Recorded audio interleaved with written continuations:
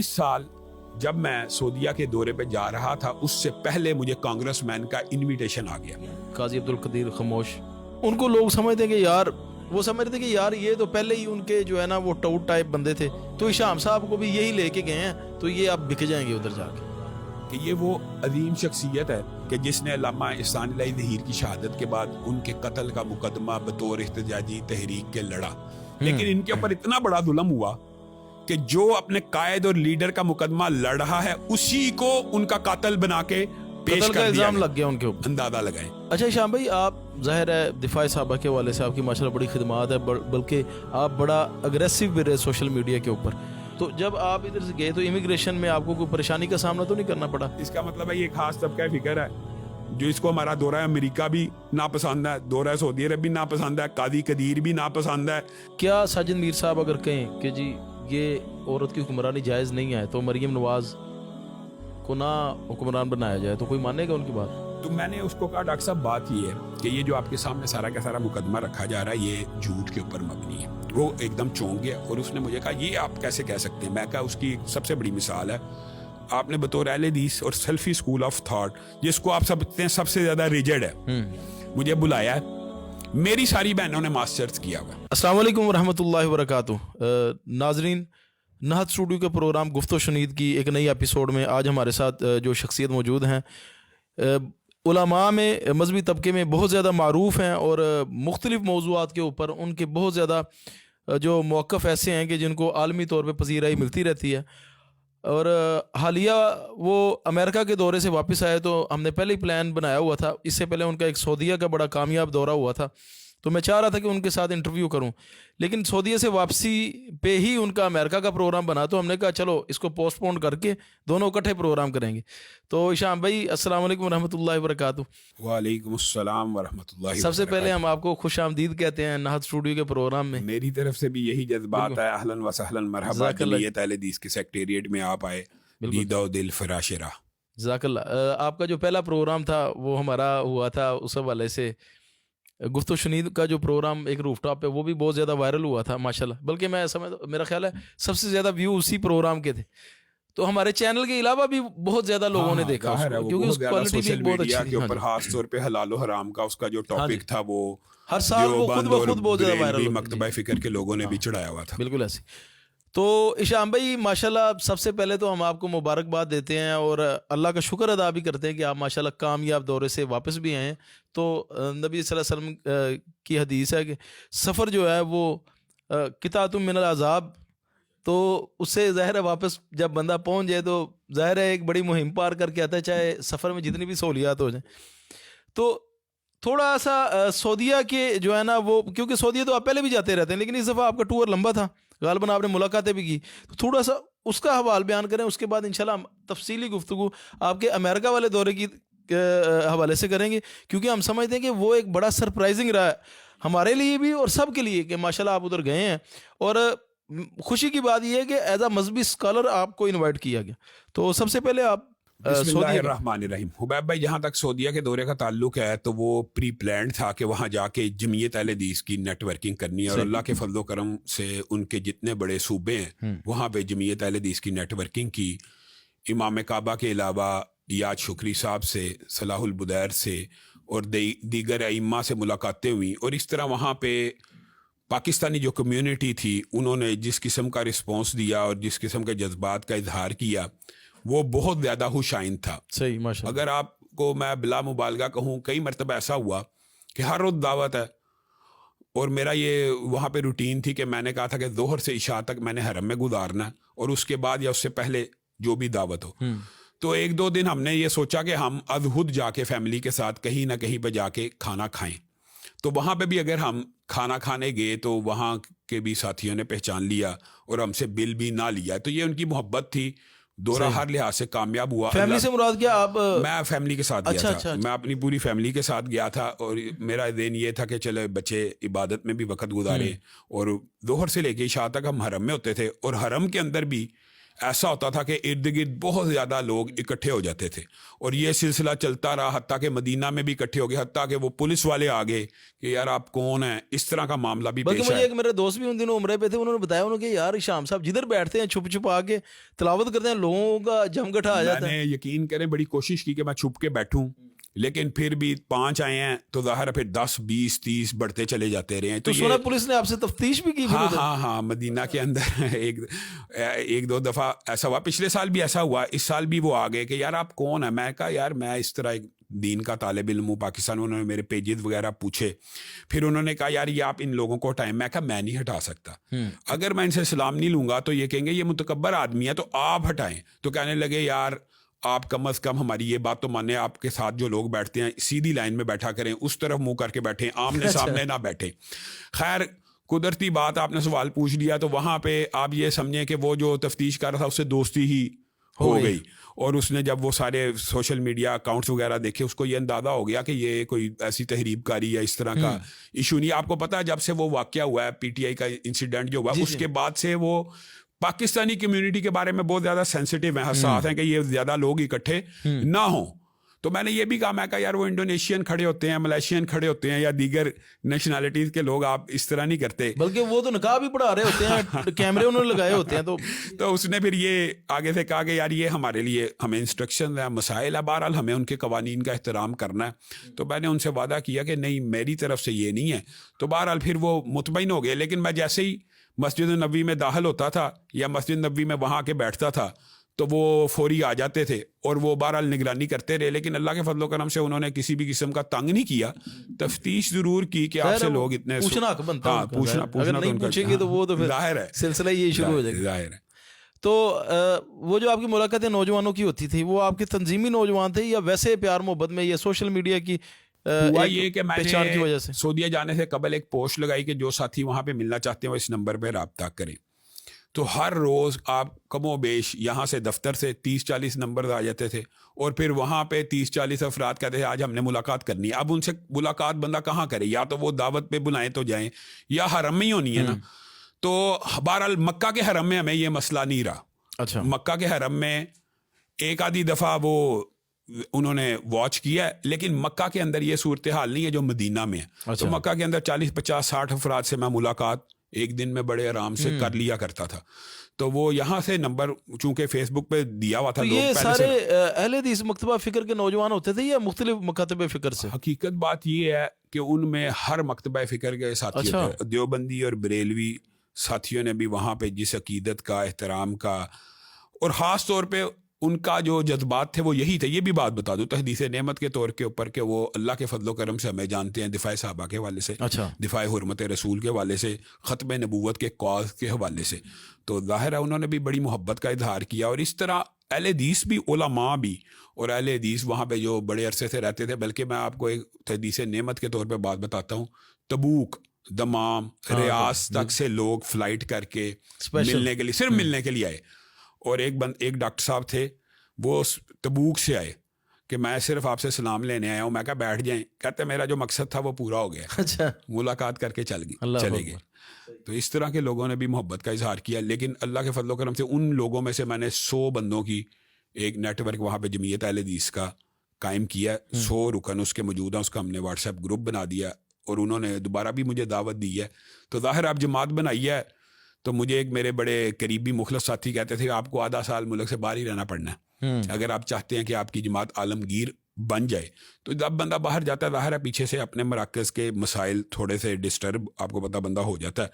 تو میں نے یہ بھی یہ بات نوٹ کی ہے کہ جب میں آتا ہوں تو ظاہر ہے وہ والا جمعے میں اتنی رونق نہیں ہوتی, تو ایک آدھے جمعے کے بعد پھر وہ رونق بحال ہو جاتی ہے. صحیح, ماشاء اللہ.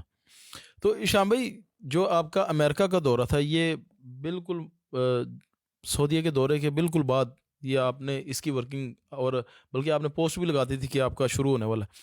تو یہ پہلے سے پری پلان تھا یا اچانک, یا کوئی آپ نے سعودیہ میں دعائیں کی کہ میں انٹرنیشنل لیول پہ سفر کا آغاز کروں گا؟ تو اچھا حبیب بھائی, بنیادی طور کے اوپر نا یہ لوگوں کے لیے واقعی چمبے اور اچانک کی بات تھی. لیکن یہ بنیادی طور پہ کرونا جب آیا نا تو یہ جو ان کا نیشنل پرنگ بریک فاسٹ ہے وہ ہوا نہیں کرونا کے دوران. تو میرا تو اس سے پہلے ہی جانے کا ارادہ تھا, یعنی سمجھ لیں کرونا سے بھی پہلے جانے کا ارادہ موجود تھا. اور اس حوالے سے آپ یہ سمجھ لیں ای میلز کا تبادلہ اور خط و کتابت تھی.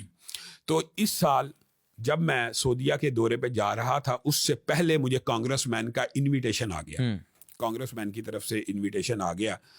اور اس کے بعد پھر میں نے قاضی عبدالقدیر خاموش صاحب کو بھی بتلایا کہ اس طرح کانگریس مین کی طرف سے انویٹیشن آیا, جانا چاہیے. انہوں نے کہا ضرور جانا چاہیے, بہت اچھی بات ہے. پھر انہوں نے, ان کے دوست ہیں وہاں پہ, انہوں نے ICRD انٹرنیشنل جو سینٹر ہے نا وہ ریلیجیس ڈپلومیسی کا, اس کے ڈاکٹر ڈگلس وغیرہ کے ساتھ ان کے پہلے بھی رابطے تھے, انہوں نے ان کا بھی انویٹیشن مجھے منگوا دیا. میں جا ہی رہا تھا. تو اللہ کے فضل و کرم سے پھر اس کے بعد بطور, چونکہ میری خاص طور پہ ایک بات یاد, یہ بھی آپ نے پوچھ لیا تو میں وضاحت کرنا چاہتا ہوں کہ یہ کوئی ڈھکی چھپی بات نہیں, ان کو پتا میں اہل حدیث ہوں, میرا اسکول آف تھاٹ سلفی ہے. اور پوری دنیا سے یہ صرف پاکستان کی بات نہیں ہے, پوری دنیا سے وہ جو مؤثر سوشل میڈیا ایکٹیوسٹ اور ریلیجیس اسکالر ہوتے ہیں ان کو وہ دعوت دیتے ہیں. اور یہ ایک دفعہ کی بات نہیں, وہ ہر سال دیتے ہیں. تو وہ انہوں نے دعوت دی تو میں نے ساتھیوں سے مشورہ کیا, انہوں نے کہا ضرور جانا چاہیے اور اپنے معافی ضمیر کا اظہار کرنا چاہیے. تو وہاں پہ بھی جا کے اللہ کے فضل و کرم سے پہلے ہی بریک فاسٹ کے اندر, ڈنر کے اندر, جو اوپننگ ان کا ڈنر تھا, وہاں پہ میں نے بطور اہل حدیث, بطور سلفی اسکول آف تھاٹ, بطور پاکستانی وہاں پہ نمائندگی کی ہے. اور بغیر کسی خوف کے اپنے موقف کو اور اپنے جذبات کو اور اسلامی نظریات کو بیان کیا. دلچسپ بات یہ ہے کہ وہاں جا کر مجھے بڑا افسوس اور دکھ بھی ہوا چند باتوں پہ. پاکستان سے کچھ ایسے لوگ آئے ہوئے تھے جنہوں نے وہاں کے, آپ دیکھیں ایلیٹ کلاس موجود ہے, یعنی یہ وہ تقریب ہے کہ وہاں پہ سینیٹرز بھی موجود ہیں, MNA بھی موجود ہیں, روانڈا جیسے ممالک کے صدر بھی موجود ہیں, کرگستان, قازقستان, ان کے چیف آف آرمی سٹاف, ان کے ایمبیسیڈرز, یعنی پوری دنیا کی سمجھ لیں مؤثر ترین لابی وہاں پہ موجود ہے. پریزیڈنٹ جو بائیڈن خود شرکت کر رہے ہیں, چاہے جس بھی فیلڈ سے تعلق ہو, ہاں مختلف بنیادی طور پہ وہ ریلیجیس, یعنی آپ سمجھ لیں مشترکات کے اوپر ان کا یہ بھی ہے نا کہ ایک دوسرے کی سے انٹریکشن ہو مختلف ادیان کا. یعنی عیسائی اسکالرز بھی بلائے ہوئے ہیں, یہودی اسکالر بھی بلائے ہوئے ہیں, مسلمان بھی بلائے ہوئے ہیں, پوری دنیا میں جو مؤثر کام کر رہے ہیں بین المذاہب مشترکات کے اوپر وہ بھی بلائے ہوئے ہیں. تو ان کا یہ ہوتا ہے کہ انٹریکشن ہو, ایک دوسرے کو سمجھنے اور سمجھانے کا موقع مل سکے. تو اسی دوران ہم نے یہ بات نوٹ کی کہ بعض پاکستانی ایسے ہیں جو پاکستان کا جو چہرہ ہے مسخ کر کے وہاں پہ پیش کر رہے ہیں. تو اس حوالے سے ظاہر ہے بطور پاکستانی ہونے کے اور بطور ایک مسلمان ہونے کے میرے جذبات ایک دم بھڑک بھی گئے, اور مجھے یہ بات قطعاً اچھی نہیں لگی کہ اسلام کا چہرہ بھی مسخ کر کے پیش کیا جائے, اور اتنی ایلیٹ کلاس کے سامنے کہ وہی فیصلہ ساز ہے. تو ان کے سامنے اگر پاکستان کا یہ آپ چہرہ پیش کریں, جی پاکستان میں عورتوں کی تعلیم کے خلاف ہے مولوی, اور عورت کو پڑھنے نہیں دیتا, اور ظلم ہوتا ہے, اور جی اس کے اسکول کے اوپر پتھر برستے ہیں, اور جی مالاکانڈ میں یہ ہوا, فلاں جگہ یہ ہوا, اور مقصد کیا ہے, صرف اور صرف ان سے پیسے لینا. تو مجھ سے بہرحال رہا نہیں گیا, تو میں نے فل فور اپنا نقطہ نظر بیان کیا کہ ہمیں بھی بولنے کی اجازت ہے اسی موقع پہ اسی جگہ کے اوپر. اور پھر میں نے ڈاکٹر ڈگلس کو, ڈاکٹر مائیکل کو, اب یہ میں آپ کو بتاؤں کہ وہ وہاں کے مؤثر ترین لوگ ہیں, یعنی ان کی وزارت دفاع میں کام کر, اور تھنک ٹینکس ہیں انہوں نے بنائے ہوئے ہیں. حتیٰ کہ یہ وہ شخص ہے کہ جس کو 28 سال کی عمر میں ایٹمی سب مرین کے اندر ایٹمی حملے کی اجازت تھی, یعنی اتنا طاقتور آدمی ہے دفاعی طور پہ ان کے اداروں میں. تو میں نے اس کو کہا ڈاکٹر صاحب بات یہ ہے کہ یہ جو آپ کے سامنے سارا کا سارا مقدمہ رکھا جا رہا ہے یہ جھوٹ کے اوپر مبنی ہے. وہ ایک دم چونک گیا, اور اس نے مجھے کہا یہ آپ کیسے کہہ سکتے ہیں. میں کہا اس کی سب سے بڑی مثال ہے, آپ نے بطور اہل حدیث اور سلفی اسکول آف تھاٹ جس کو آپ سمجھتے ہیں سب سے زیادہ ریجڈ ہے, مجھے بلایا ہے. میری ساری بہنوں نے ماسٹرز کیا ہوا. اچھا, میری بہنیں PhD ڈاکٹر ہے میری, اور امی عائشہ اسلام کی پہلی خاتون ٹیچر ہیں. آپ یوں سمجھ لیں کہ اسلام کا ایک تہائی نالج ماں عائشہ سے ہمارے پاس آیا ہے. تو وہ نا بڑا چونک سا گیا, تو کہتا مسئلہ کیا یہ جو لوگ بات بیان کر رہے ہیں. میں کہا بتاتا ہوں مسئلہ کیا. میں کہا پہلی بات یہ ہے, یہ پوری دنیا سے آپ نے سعودیہ سے, دبئی سے, ابو ظبی سے, قازقستان, کرگستان, پوری دنیا کے مسلمان اسکالر موجود ہیں. ان میں سے کسی سے پوچھ لیجئے کوئی ایک بھی عورت کے تعلیم کے خلاف ہے؟ آپ کو کہیں گے نہیں ہے. ہم میں سے عورت کی تعلیم کے خلاف کوئی بھی نہیں ہے, لیکن ہمارا اسکول آف تھاٹ مخلوط تعلیم کے خلاف ہے. صحیح, زبردست. تو یہ بات نا اس کو نے بڑی ایک دم چونک گیا. کلک کر گئی. ڈاکٹر جیمز بھی بیٹھا ہوا, ان کے سارے تھنک ٹینک بیٹھے ہوئے تھے, کلک بھی کر گئی. انہوں نے کہا کہ یہ آپ کیا بات کر رہے ہیں. میں آپ کو گارنٹی دیتا ہوں, آپ خالص عورت کی تعلیم کا پاکستان میں ادارہ بنائیں, اس کے اوپر ایک سٹون, ایک پتھر بھی اگر کوئی مار گیا, میں جمعیت اہل حدیث پاکستان اور پاکستان کی گورنمنٹ ذمہ دار ہوگی. لیکن اگر آپ ہم پہ یہ جبر مسلط کریں گے کہ آپ کی بچیاں مخلوط تعلیم حاصل کریں, تو پھر آپ مجھے جواب دیں. میں نے اس سے سوال کیا کہ جو مورمن چرچ ہے, جو ایمش سوسائٹی ہے, جو جوز کا کلچر ہے, وہ بھی اپنی بچیوں کو نہیں پڑھانا چاہتے. میں کہا یہ بھی ہمیں رائٹ نہیں کہ ہم اپنی بچیوں کو مردوں کے ساتھ نہ پڑھائیں, ہم عورتوں کو پڑھانا چاہتے ہیں. میں نے ان کو یہی کہا, میں کہا آپ کا مقصد تعلیم دینا نا عورتوں کو, تو آپ خالص عورتوں کی تعلیم کے ادارے بنا کے پاکستان میں دیکھ لیں, آپ کے اوپر ایک بھی سٹون, ایک بھی کنکر کوئی نہیں پھینکے گا. تو بہرحال اس کے بعد ہوا یہ کہ وہ لوگ بےچارے جو ایک خاص ایجنڈے کے اوپر آئے تھے, ان کو تو ان کے تھنک ٹینکس نے اگنور کر دیا, اور پھر انہوں نے میرے مختلف امور کے اوپر اور مختلف چیزوں کے اوپر میرے نظریات کو سنا, سمجھا, اور بلکہ اپریشیٹ بھی کیا. اور ڈاکٹر جیمز نے اس بات سے اتفاق کیا جب میں نے ایمش سوسائٹی, مورمن چرچ اور جوز کی فیملی کا حوالہ دیا. انہوں نے کہا بالکل آج سے 50 سال پہلے امریکہ میں بہت زیادہ یہ تحریک تھی کہ عورتوں کو کی تعلیم مخلوط نہیں ہونی چاہیے, اور ابھی بھی ایسے لوگ ہیں, ہمیں ان سے کوئی اعتراض نہیں. اگر آپ کی بات یہ ہے, آپ کا پروگرام یہ ہے کہ آپ عورتوں کی تعلیم کے خلاف نہیں, میں کہا آپ کو بتایا گل جاتا ہے. پھر پھر ظاہر ہے انہوں نے بھی کچھ جواب دینے تھے. انہوں نے کچھ علاقوں کا کہا, بجوڑ کا اور مالاکنڈ ایجنسی کی. اچھا, ویسے کئی مسئلے ہوئے ہیں یہ کہ جو ہے مخلوط کے اوپر پتھراؤ کیا ہو. میرے تو نظر میں نہیں گزرا کہ مخلوط ادارے کے اوپر بھی پتھراؤ کسی نے کیا ہو. ہاں, انہوں نے سٹوننگ کا نا ایک واقعہ پیش کیا. اچھا, یہ جہالت پر مبنی ہوتا ہے نا, اس میں اسلام کا کیا قصور ہے؟ میں نے اس کا جواب دیا. یہ جو آپ نے بات کی ہے نا, یہ بھی بڑی ویلڈ ہے. میں نے کہا اس کا اسلام سے سرے سے تعلق نہیں, اس کا ٹرائبل کلچر سے تعلق ہے, جہالت نہیں. اور ٹرائبل کلچر بھی زیادہ تر جہالت پر مبنی ہے نا. چلیں آپ اس کو جہالت نہ کہیں, وہ بھی ان کا کلچر ہے نا.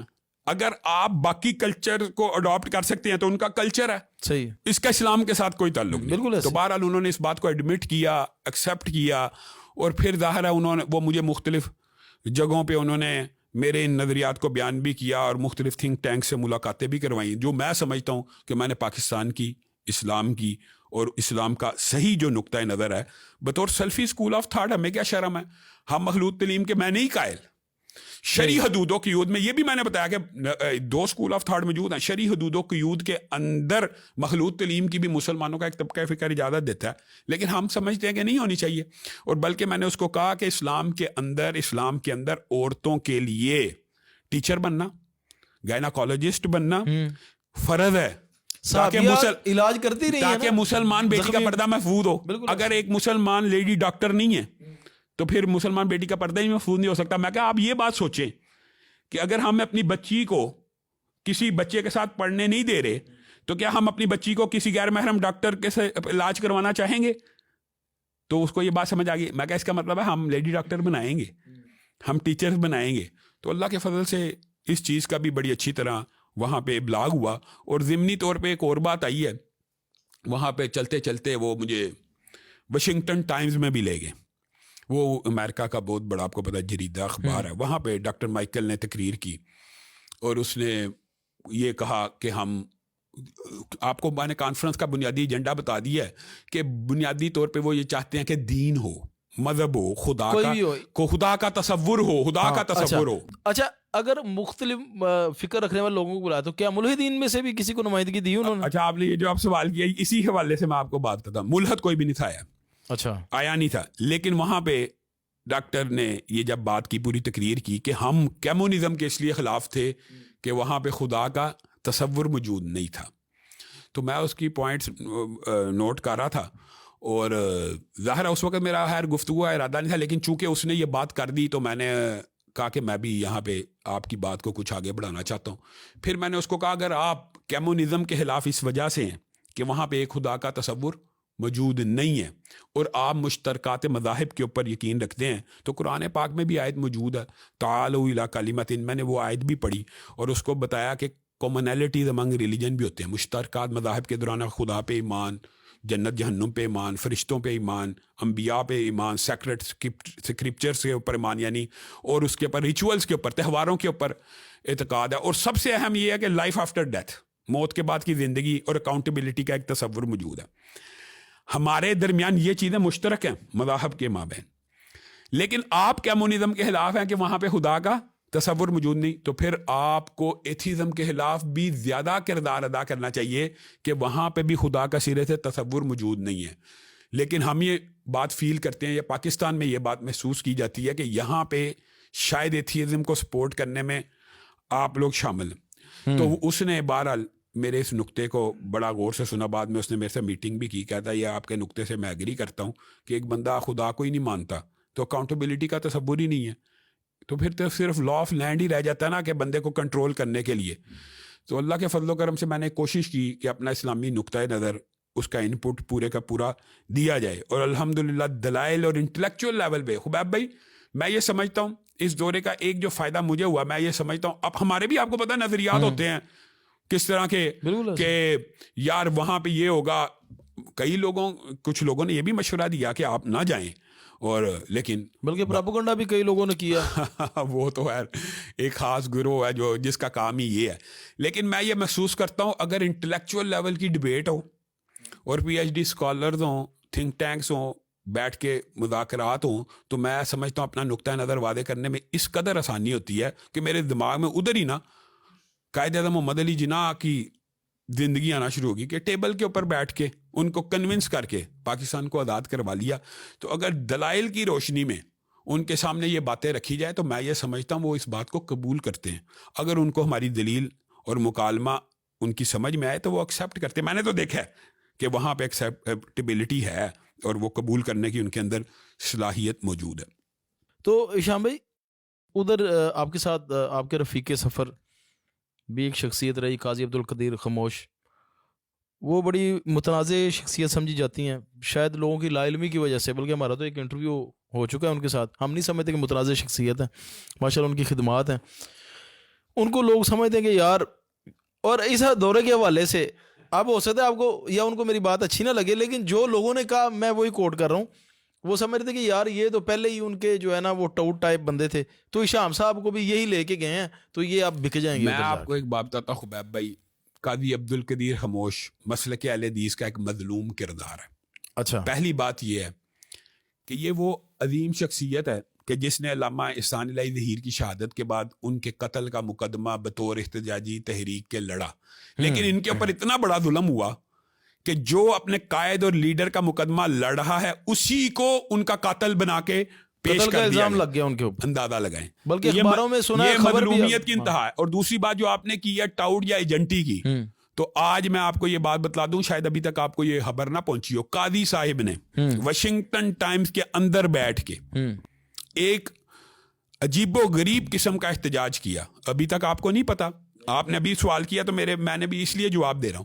قاضی صاحب نے وہاں پہ امبیسیڈر آف پیس کے ایوارڈ سے مجھے بھی ملا, سانحہ جڑا والا کی جو میری تقریر تھی وہ وائرل تھی, اور وہاں پہ انہوں نے کہا کہ یہ پاکستان میں انہوں نے جناب پہلے عالم دین تھے کہ جنہوں نے اپنی مساجد کے دروازے عیسائیوں کے شیلٹر کے طور کے اوپر کھولے, نہ کہ عبادت کے لیے, نہیں نہ کہ عبادت کے لیے, شیلٹر کے طور کے اوپر ان کو پناہ دینے کے لیے. اور اللہ کے فضل سے ہم نے یہ کام کیا بھی, تو انہوں نے مجھے بھی امبیسیڈر آف پیس کا ایوارڈ وہاں پہ مجھے دے دیا. ہاں الحمدللہ ملا. تو اسی وہ یعنی وہ آپ کو ان خدمات کے اعتراف نہیں, اسی ایک فتوے کی وجہ سے سمجھ لیں, یا اسی ایک مسجد اوپن, کیونکہ آپ کو پتا وہ لکھی پڑھی بات کرتے ہیں اور وہ دیکھتے ہیں. وہ جو قاضی صاحب کی خدمات کے حوالے سے بھی انہوں نے ان کو ایک ایوارڈ یعنی میرے ایوارڈ کے بعد ان کو دینا تھا. میرے بعد ایک بندے نے وہاں پہ تقریر کر دی کہ جس میں اس نے اسرائیل کے حق میں گفتگو کی. پاکستانی تھا, وہ پاکستانی تھا. اچھا, ہاں اگر آپ کہتے ہیں تو میں نام لے لیتا ہوں, ورنہ تو اس کا پاکستان میں باہر وہ ایک صحافی تھا امجد میر نام کا. اچھا, اس نے بہت ہی غلط گفتگو کی, اس نے اسرائیل کی پوری حمایت کی اور اس کے مظالم کی اور فلسطین کے خلاف یہ وہ. تو قاضی صاحب کھڑے ہو گئے اور قاضی صاحب نے کہا یہ اس بندے کا ذاتی موقف ہے, یہ پاکستان کے ڈیلیگیشن کا موقف نہیں ہے. تو سارے ڈیلیگیشن نے کہا درست کہہ رہے ہیں قاضی صاحب. اور قاضی صاحب نے کہا کہ میں امبیسیڈر آف پیس کا ایوارڈ آپ سے نہیں لوں گا, کیونکہ آپ کے اس ہاؤس میں اسرائیل کے مظالم کی تعریف کی گئی ہے. اللہ اکبر. تو ڈاکٹر آپ یہ بتائیں یہ بندہ ایجنٹ ہو سکتا ہے؟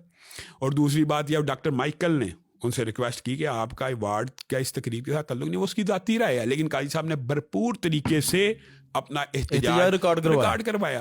اور میں آپ کو ایک بات کہتا ہوں, اچھا اس کا مطلب ہے جو بندہ یو ایس اے چلا جائے کہ وہ ضروری ہے کہ ان کا ایجنٹ بن جائے, یا ہم اپنے وہاں پہ جا کے اپنی بات کر کے آئے ہیں, اپنے دلائل کی روشنی میں بات کر کے آئے ہیں. اور میں تو یہ سمجھتا ہوں, بلکہ میں یہ میری خواہش وہاں پہ جا کے ہوئی کہ اللہ کرے کہ وہ پاکستان سے ایسے لوگوں کو بلایا کریں کہ جو ان کو صحیح اسلام کا چہرہ پیش کر سکیں. اگر پاکستان میں سے صرف وہی لوگ جاتے رہیں جو پاکستان کے خلاف وہاں پہ جا کے بکواس کرتے ہیں, تو یہ میدان خالی چھوڑنے والی بات ہے نا. تو میدان کو بھرے گا کون؟ مطلب خالی جگہ کیسے پورا ہوگی؟ تو بلکہ میں نے تو ریکمنڈیشن مزید بھی آپ کو پتہ جاتے ہیں, پھر وہ ریکمنڈیشن پوچھتے ہیں کہ آپ مزید کیا چاہتے ہیں کہ کس کو نیکسٹ ٹائم بلایا جائے. تو میں نے مزید بھی نیکسٹ ٹائم حقیقی علماء کی سفارش کی ہے کہ اگر آپ چاہتے ہیں کہ آپ کے سامنے صحیح موقف آئے تو آپ ان علماء کو پاکستان سے بلائیں, ورنہ تو آپ کو پتہ ہی این جی اوز والے اور اس طرح پیسے بٹورنے والے تو کئی سال سے جا ہی رہے ہیں, وہ تو جاتے ہیں. تو آپ کیا سمجھتے ہیں, آپ اگر اس کو سم اپ کیا جائے سارے دورے کو, اچھا اس کو دو اینگل سے میں دیکھوں گا. ایک جو آپ کا بطور ان کا مہمان کے جانے کے, مطلب گورنمنٹ کے مہمان بن کے گئے آپ, بنیادی طور پہ نا یہ ان کا ایک سیمی گورنمنٹ سمجھ لیں. صحیح, سیمی گورنمنٹ, کانگریس مین ان کا ظاہر ایم این اے ہوتا ہے, سینیٹر ہوتے ہیں, لیکن اگر آپ یہ کہیں اس کو پراپرلی کہ یہ اسٹیٹ گیسٹ ہے تو یہ بات درست نہیں ہوگی. لیکن چونکہ وہ سارے ایک کانفرنس کے مہمان کے طور پہ گئے آپ, ظاہر ہے. اور دوسرا آپ پھر آئی سی آر ڈی کے مہمان کے طور پہ ان کے جو مختلف سیمینار سے جس طرح مختلف وہاں پہ خطاب کیا, گفتگو کی, ایک آپ سمجھ لیں پی ایچ ڈی اسکالر کے طور پہ, پریزیڈنٹ آف جمعیت اہل حدیث پاکستان کے طور پہ, کیونکہ میرا تعارف تو وہاں پہ یہی تھا. صحیح, تو پلیٹ فارم آپ نے یہ ظاہری بات ہے, میں نے وہاں پہ ان کو جا کے انرول کرایا کہ 6,000 سے زائد مساجد اللہ کے فضل سے جمعیت کے زیر اہتمام چل رہی ہیں, اور پاکستان میں اہل حدیث کی کمیونٹی 20 ملین سے زیادہ ہے. الحمدللہ اپنی بات کو ڈنکے کی زور کے اوپر. پھر آپ کی دوسرا اینگل یہ ہے کہ آپ کی ادھر جو مسلم کمیونٹی ہے اس کے ساتھ ملاقاتیں بھی ہوتی ہیں. یہ ہے کہ میں نے اس کا یہ فائدہ ضرور اٹھایا کہ میں نے یہ 2-3 بلکہ 4 دن ان کانفرنسوں سے کو نمٹا کے میں نے پاکستان کی کمیونٹی وہاں پہ, چاہے وہ امریکن نیشنل ہے اکثریت, پھر میں نے یہی کوشش کی کہ میں ان کے ساتھ انٹریکشن رکھوں. اللہ کے فضل و کرم سے 7 اسٹیٹس کا میں نے جمعیت اہل حدیث کا وہاں پہ نیٹ ورک بھی قائم کیا, اور وہاں متعدد جو ہے اسلامک سینٹرز کا دورہ کیا, اور ان میں دیوبندی مکتبہ فکر کے اسلامک سینٹرز بھی شامل ہیں. اور اب آپ کو دلچسپ بات بتاؤں کہ میرا نیو یارک میں جمعہ تو اہل حدیث اسلامک سینٹر میں تھا, لیکن ہفتے کے دن جو دفاع صحابہ کانفرنس رکھوائی ہوئی تھی وہ دیوبند کے مکتبہ فکر میں رکھوائی. دفاع صحابہ کانفرنس ہوئی؟ ہاں, میں مسجد حمزہ المونٹ کے اندر دفاع صحابہ کانفرنس میں انہوں نے میرا لیکچر رکھوایا تھا, اور وہ اللہ کے فضل و کرم سے وہ میں نے دفاع صحابہ کے اوپر وہ تقریر تو ہے نشر بھی ہو گئی ہے. اور اسی طرح وہ جو جمعہ تھا نیو یارک کے اندر پڑھایا, اور مختلف اسلامک سینٹرز میں لیکچر ہوتے رہے. پھر وہاں پہ بھی جب میں نے وہ نمبر دیا کہ جو ساتھی ملنا چاہیں تو اللہ کے فضل و کرم سے پورے یو ایس اے سے کال لیں, اور لیکن ظاہر وقت کی قلت تھی, لیکن میں نے کوشش کیا, سینکڑوں افراد سے ملا ہوں, اور سینکڑوں افراد بہرحال انہوں نے مجھے دوبارہ دورے کی بھی دعوت دے دی کہ آپ کو جون جولائی میں آنا چاہیے. میں کہا وہ تو ٹائم اگر ہوا تو انشاءاللہ ضرور آپ کے جذبات کا احترام کرتے ہوئے آؤں گا, اور انشاءاللہ نیکسٹ دورے میں میں کوشش کروں گا کہ تمام 52 اسٹیٹس میں جمعیت اہل حدیث کا نیٹ ورک بھی قائم ہو جائے, اور وہاں پہ بہرحال ایک جو اس کی قانونی اور انتظامی حیثیت ہوتی ہے وہاں پہ لوگوں کی ڈیوٹی بھی لگائے ہوں کہ اس کو رجسٹرڈ کر دیا جائے. اچھا, جمعیت اہل حدیث یو ایس اے کو. اچھا شام بھائی, آپ ظاہر ہے دفاع صحابہ کے حوالے سے آپ کی ماشاءاللہ بڑی خدمات ہے, بلکہ آپ بڑا اگریسو بھی رہے سوشل میڈیا کے اوپر. حالیہ طور پہ بھی آپ نے جو پی ٹی آئی کے وکیل تھے مروت صاحب, شیر افضل, ہاں, ان کے اوپر بھی کافی آپ نے تنقید کی. تو جب آپ ادھر سے گئے تو امیگریشن میں آپ کو کوئی پریشانی کا سامنا تو نہیں کرنا پڑا؟ اچھا, یا اس حوالے سے کوئی تاثر تو نہیں دیا؟ بات یہ آپ نے یہ بات کی ہے یار, یہ باتیں نجی ہوتی ہیں. میں جب ایمبیسی میں گیا ہوں نا تو انہوں نے میرا انٹرویو 30 سیکنڈ کا ہوا. اچھا, 30 سیکنڈز کا. انہوں نے بس 2-3 سوال پوچھے کہ آپ کیا کرنے جا رہے ہیں. میں کہا اس طرح یہ سیمینارز ہیں, اور یہ وہ بریک فاسٹ, ڈنر اور لنچ اور یہ ہے. تو وہ اس نے مجھ سے ایک سوال پوچھا کہ کانگریس مین آپ کو کیسے جانتا ہے, یعنی میں نے کہا بنیادی طور پہ بات ہی ہے کہ میرا 1.5 ملین سے زیادہ مختلف سوشل میڈیا اکاؤنٹس کے اوپر فالوورز ہیں. وہ انہوں نے مجھے لیٹر لکھا ہے تو اس نے ساتھ ہی کیا ویلکم ٹو امیریکا ویزا دے. اچھا 30 سیکنڈ لگے. اچھا پھر میں جب امیگریشن ہوئی ہے نا, یہ بڑی دلچسپ بات آپ نے سوال کیا, وہاں پہ میرا انٹرویو بڑا تفصیلی ہوا. وہاں پہ انہوں نے کم از کم 20 سے 30 منٹ, اچھا ہاں اسپیشل ابو ظبی کے اندر امیگریشن تھی, تو انہوں نے وہاں میرا تفصیلی انٹرویو کیا, سوالات پوچھے کہ آپ کا کیا اسکول آف تھاٹ ہے اور کیا ہے کیا ہے کیا ہے. لیکن اللہ کے فضل و کرم سے آپ کو پتہ ہم کرمینل نہیں, دہشت گرد نہیں, تو وہ مسئلے مسائل پیش نہیں آئے. نہیں ہے. تو آپ کو ویسے ڈر آیا تھا کہ کوئی مسئلہ ہو سکتا؟ ظاہر ہے جو لوگوں نے باتیں کہی ہوئی تھی, میں تو آپ کو کہا ہے ایک طبقہ پورا ایسا تھا جو کہتا تھا آپ جائیں نا, اچھا آپ جائیں ہی نا, آپ کی جان کو وہاں خطرہ ہو سکتا ہے, مسائل ہو سکتے ہیں. لیکن جو ساتھی مخلص تھے, میں نے ان کے مشورے کے اوپر عمل کیا اور میں چلا گیا. اور اللہ کے فضل و کرم سے جب اندر باہر بندے کا صاف ہو, میں نے اوپن. اچھا دوسری بات یہ ہے, کچھ لوگ بڑے بے وقوف ہوتے ہیں.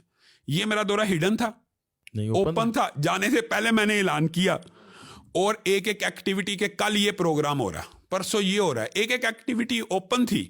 تو پھر بھی بعض لوگ ایسے ہیں, جب آپ نے شیر افضل کی بات کی ہے, میں نے اس کو کنڈم کیا کہ صحابیہ کے بارے میں, رسول اللہ صلی اللہ علیہ وسلم کے رشتہ دار کے بارے میں, حضرت امیر معاویہ کی والدہ حضرت ابو سفیان کی بیوی کے بارے میں آپ کو غلط پڑھایا گیا, غلط سمجھایا گیا. ہمارے معاشرے میں غلط العام ہے نا, حضرت ہند کے بارے میں کہا جاتا ہے کہ حضرت حمزہ کا کلیجہ چبایا, یہ بھی جھوٹ ہے. اور پھر ایک اور بات, یہ جھوٹ ہے. یہ تو ہمارے علماء بھی بڑے مزے لے کے جو ہے نا خطبہ, یہ بات بتائیں, علماء نہیں, سوری میں میں تصحیح کر دوں. مجھے ایک بات بتائیں, یہ روایت جو ہے سرے سے ضعیف ہے, من گڑت ہے. دوسری بات چلیں ایک آگے بھی, بڑا رلا دیتے ہیں. اور دوسری بات یہ ہے کہ یہ بھی بات معروف کی گئی. میں نے سوشل میڈیا کے اوپر یہ مجھ سے سوال ہوا, میں امریکہ میں تھا جب یہ شیر افضل کی ٹویٹ آئی, میں نے کہا کہ یہ حضرت ہند کا یہ مقام ہے, حضرت ابو سفیان کا یہ مقام ہے, یہ روایت جھوٹی ہے. تو نیچے لوگوں نے کہا اگر یہ روایت جھوٹی ہے لیکن رسول اللہ نے ان کو کہا تھا کہ آپ میرے سامنے نہ آیا کریں, یہ بھی جھوٹ ہے. وہ حضرت وحشی کو کہا تھا, وہ تو معروف روایت ہے وہ. تو اب آپ سمجھے, وہ حضرت وحشی کو کہا تھا, حضرت ہند کو یہ بھی نہیں کہا. حضرت ہند کو جو کہا تھا وہ لوگوں سے محو ہے. حضرت ہند نے کہا کہ آپ مجھے ایسے لگتے تھے پہلے, اب میری آپ سے محبت بڑھتی چلی جا رہی ہے, آپ کا خاندان ہمارے لیے سب سے زیادہ محبوب ہو گیا. تو رسول اللہ نے کہا تھا اس میں اور اضافہ ہوگا. اور پھر رسول اللہ صلی اللہ علیہ وسلم نے ایضاً کہا, تو محدثین نے نیچے اس کی تشریح لکھی ہے کہ رسول اللہ نے کہا جس طرح تو کہتی ہے نا کہ پہلے آپ ایسے تھے اور اب آپ ایسے ہیں, تو میں محمد صلی اللہ علیہ وسلم کی نظر میں بھی تمہارا خاندان اتنا محبوب ہو گیا جتنا تمہاری نظر میں. تو یہ صحیح حدیث ہے. اور حضرت ابو سفیان کے بارے میں تو سب کو پتا ہے, کہا جو اس کے گھر میں داخل ہو گیا اس کو میں محمد صلی اللہ علیہ وسلم نے امان دی. تو یہ غلط العام کی وجہ سے اس نے یہ بات کہہ دی, میں نے اس کو کنڈیم کیا, مذمت کی. تو لوگوں نے پی ٹی آئی کے جو مبوستہ لوگ ہیں وہ دین اور شریعت کو سمجھے بغیر ہمیں گالیاں نکالنا شروع کر دیتے ہیں. تو ہم یہ سمجھتے ہیں صحابہ کے دفاع میں اگر ہمیں گالیاں پڑ بھی جائیں تو یہ بھی ہمارے لیے اعزاز کی بات ہے. لیکن شیر افضل مروت صاحب کو چاہیے تھا کہ وہ کہتے ہیں کہ میں نے مجھے نہیں تھا پتا, مجھے نہیں تھا علم کہ وہ صحابی ہیں, معافی مانگ لیتے, مجھے نہیں پتا تھا وہ صحابی ہیں. اور دوسری بات یہ حبیب بھائی, بالفرض یہ ساری روایات درست مان لی جائیں, کلیجہ چبانے والی اور نہ دیکھنے والی, حالانکہ وہ تو وحشی کے بارے میں, پھر بھی اسلام لانے کے بعد صاحب کا سارے گناہ معاف ہوتے ہیں کہ نہیں؟ بے شک ایسی. کیا سارے صحابہ پہلے غیر مسلم نہیں تھے؟ اسلام سے پہلے سب نے غیر مسلم ہی ہونا. اس طرح تو یہ خالد بن ولید رضی اللہ عنہ کے اوپر اور اس طرح کئی صحابہ کے اوپر, میں کہتا ہوں کوئی ایک صحابی بتائیں جو اسلام سے پہلے بھی مسلمان تھا. اسلام سے پہلے کوئی مسلمان ہو ہی نہیں سکتا, اسلام آنے کے بعد ہی ہونا تھا نا یار. یہ آبویس ایک راکٹ سائنس نہیں ہے. وہ پہلے والے کو دور جاہلیت کہا گیا. تو پھر اس کا مطلب, اور رسول اللہ نے فرما دیا, جب ایک عبداللہ بن زبارہ رسول اللہ کی بارگاہ میں آئے, ایک شاعر تھے کہ اللہ کے رسول دعا کیجئے میرے سارے گناہ معاف ہو جائیں. تو رسول اللہ نے کہا اسلام ہی کافی ہے, یعنی تیرے لیے الگ مغفرت کی دعا کرنی ضروری نہیں ہے, تیرا اسلام ہی تیرے سابقہ سارے گناہوں کو معاف کر دیتا ہے. تو یہ بات درست بھی ہوتی ہے, تو سارے سابقہ گناہ معاف ہو جاتے ہیں. لیکن بلکہ ایک صحابی کا واقعہ ہے کہ وہ ابھی اسلام قبول کیا اور گھوڑے سے گرے تو نبی صلی اللہ علیہ وسلم نے فرمایا کہ جنتی ہیں. کئی واقعات, ایک بھی نہیں ہے, کئی صحابہ کی ایسے. تو اس لیے خاموشی اختیار کرنی چاہیے, محتاط ہونا چاہیے صحابہ کے بارے میں. لیکن انہوں نے ایک عجیب بات کی, انہوں نے کہا یہ میری میں نے کی ہی نہیں. 2-3 دن بعد میں نے, حالانکہ یہ جھوٹ ہے, میں نے خود دیکھی.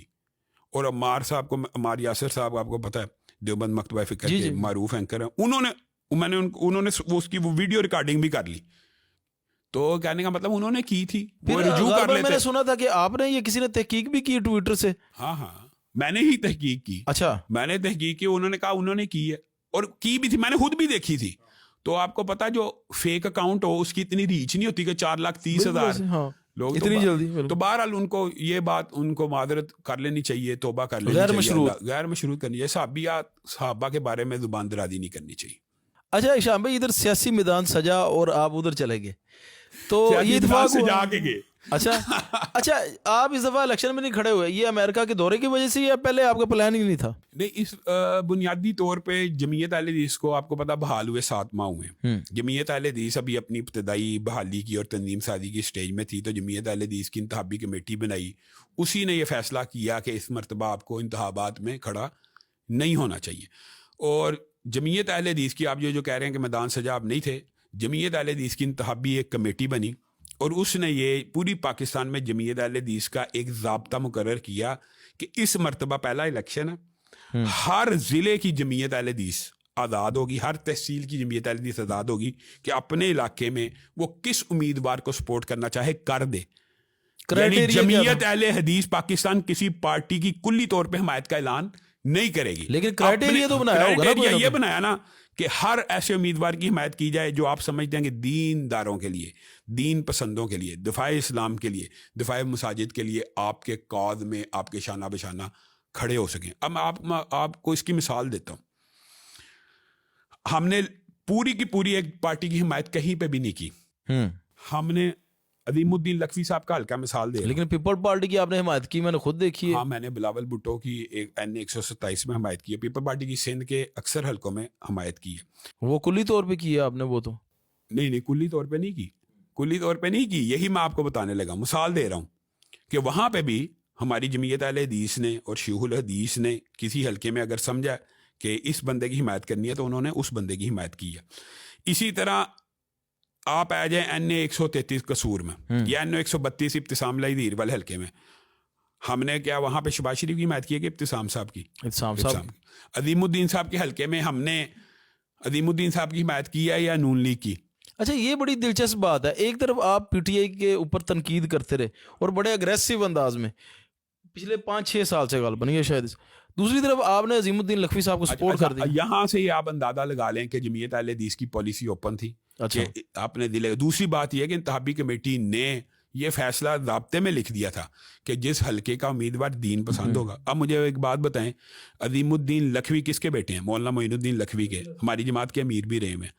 اگر عظیم الدین لکھوی کی بھی ہم نے حمایت نہیں کرنی یہ سوچ کے کہ وہ پی ٹی آئی میں ہیں, تو پھر جماعت کی پالیسی یہ تھی کہ ہر انڈیپینڈنٹ کینڈیڈیٹ, یعنی ہر کینڈیڈیٹ کو جانچا جائے کہ جو جمعیت کے لیے نفع مند ہو, جو اسلام پسندوں کے لیے نفع مند ہو, جو دفاع دین کے لیے نفع مند ہو, تو وہ پالیسی کہاں جاتی. تو اس لیے ہم اس کرائٹیریا کے اوپر عظیم الدین لکھوی صاحب کو پورا اترتے ہوئے دیکھتے تھے. بلکہ میں نے تو ان کے خلاف ریگنگ کے اوپر احتجاج بھی کیا, اور ڈاکٹر صاحب نے مجھے کال بھی, میں امریکہ میں تھا جب ان کی کال آئی, انہوں نے شکریہ ادا کیا, ان کو مبارکباد دی. بعد میں آپ کا شکریہ بھی ادا کیا, شکریہ بھی ادا کیا. ہاں, ان کے بھائی کی ویڈیو, لیکن ڈاکٹر صاحب نے خود مجھے کال بھی کی.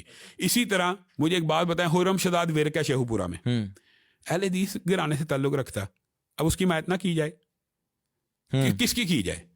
تو اسی طرح نون لیگ کے بہت سے امیدواروں کی حمایت کی ہے. اچھا, صرف اہل حدیثوں کی یا مذہب کی پسندوں کی ہے؟ مجھے ایک بات بتائیں, عاصم معاویہ سیال ہے, چلیں آپ نے بات کی ہے تو بات کھلی ہونی چاہیے. 110 این 110 میں کھڑا ہے, شہید کا بیٹا, دفاع صحابہ کے اوپر ہمارے مشترکات ہیں.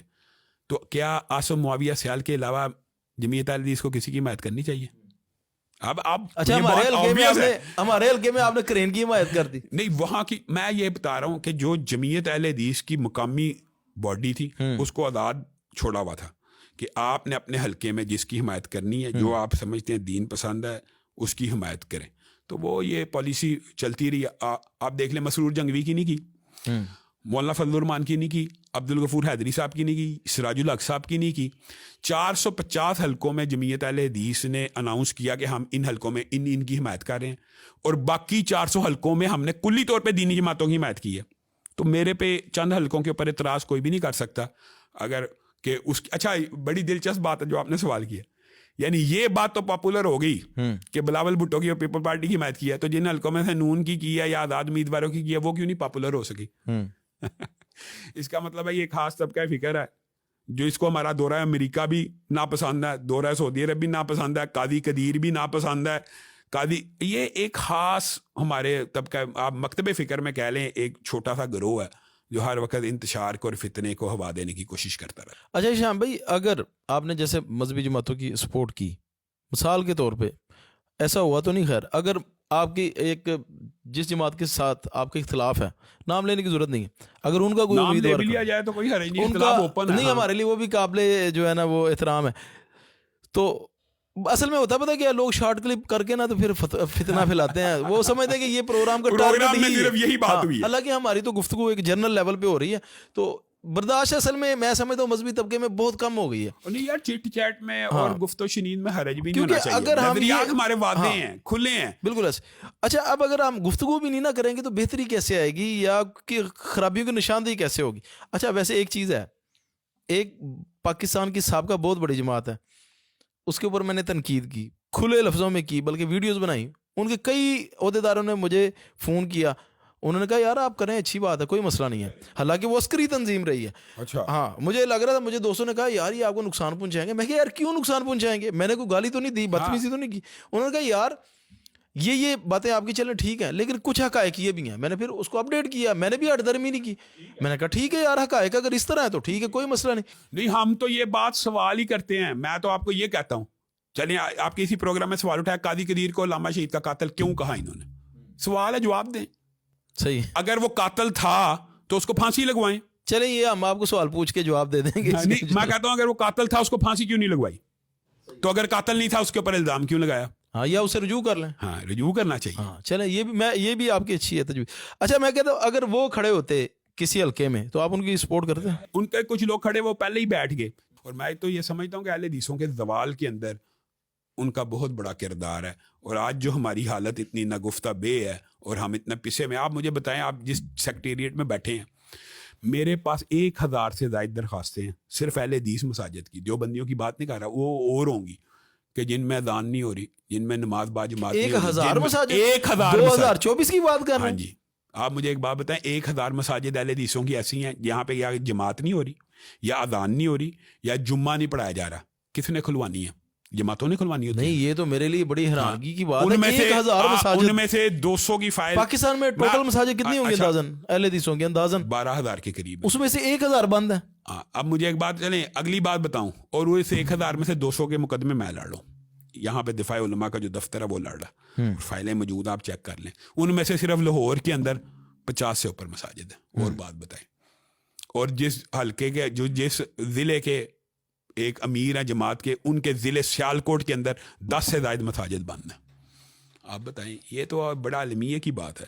اور کس نے کھلوانی ہے, اور کون ہے جس نے یہ کام کرنا ہے؟ اچھا, ابتسام صاحب کے حلقے میں جو الیکشن ہوا, میں بھی کمپین میں گیا, بلکہ میں آپ کو اپنا تبصرہ بتا دیتا ہوں. ابھی شروعات تھی تو لوگوں نے ٹرینڈنگ شروع کر دی کہ جی ابتسام صاحب جیتیں گے, فلانا ٹمکانا, جس طرح جذباتی گفتگو ہمارے نوجوان کرتے ہیں. تو میں نے ادھر کمنٹ کیا, پھر میں نے اسکرین شاٹ بھی لیا, کوشش کروں یہ ساتھ لگا دیں گے.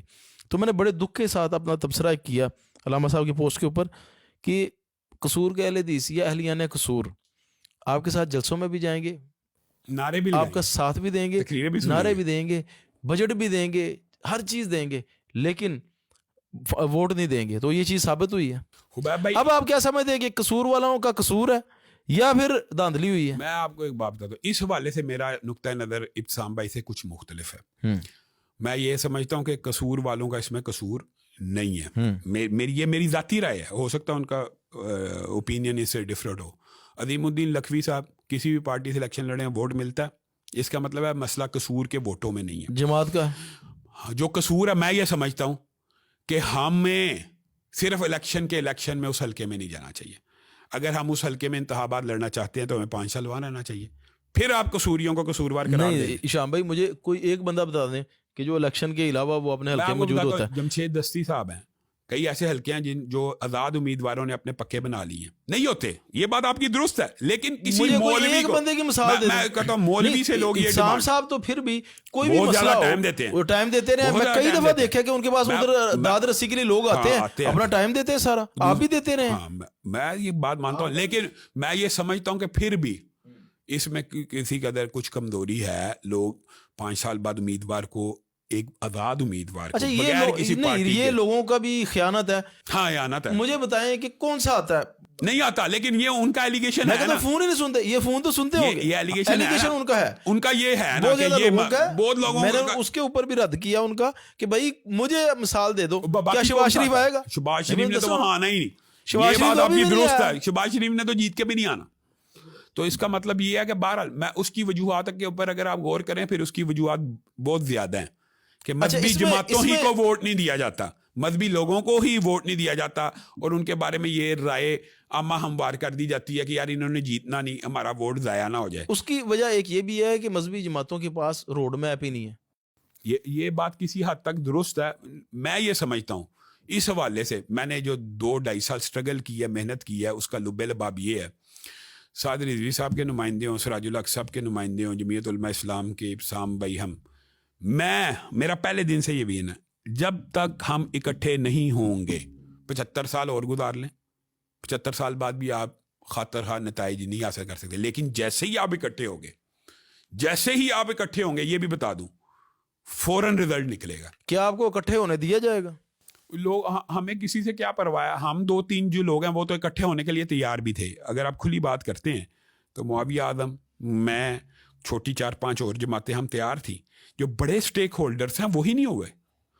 اس دفعہ الیکشن میں مذہبی جماعتوں کے اتحاد نہ ہونے میں 2 جماعتوں کا کردار ہے, ایک جماعت اسلامی کا اور ایک سعد رضوی صاحب کا. یہ بڑے سٹیک ہولڈرز ہیں اور انہوں نے اتحاد نہیں کیا. حالانکہ میں نے جماعت اسلامی کے ساتھیوں کو واضح کہا تھا کہ پچھلی دفعہ سے آپ کے ووٹ کم ہونے ہیں, اور سعد رضوی صاحب کو بھی کہا تھا آپ کو ایک سیٹ بھی جیتنے نہیں دی جائے گی. آپ کو پتہ نا, نے 51 سے وہ جیتا ہوا ہے, 1 لاکھ کے قریب ووٹ لیے ہیں, سیٹ بھی اس کی ہے, جیت گیا.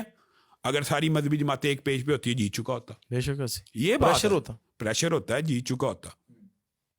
اچھا, میں ابسام صاحب کے حوالے سے جو میرا موقف ہے, حالانکہ اپنا موقف دے رہا ہوں, کوئی زبردستی تو نہیں ہے کسی کے ساتھ, وہ یہ ہے کہ علامہ صاحب کو کسی نہ کسی جماعت کے ساتھ اٹیچ ہو جانا چاہیے, نون لیگ کے ساتھ, پی ٹی آئی کے ساتھ, تو پھر میرا خیال ہے کہ شاید سیٹ نکل سکتی تھی. ان کا نظریہ اس سے مختلف ہے, لیکن حقیقت بات یہ ہے کہ اگر آپ کسی بڑی پارٹی کے ساتھ مل کے سیٹ ون کریں پھر بھی کام آپ نے دین کا ہی کرنا ہے, تو اس میں حرج کی بات. میرا نقطہ نظر یہ ہے, جو آپ کا نقطہ نظر ہے, میں اس نقطہ نظر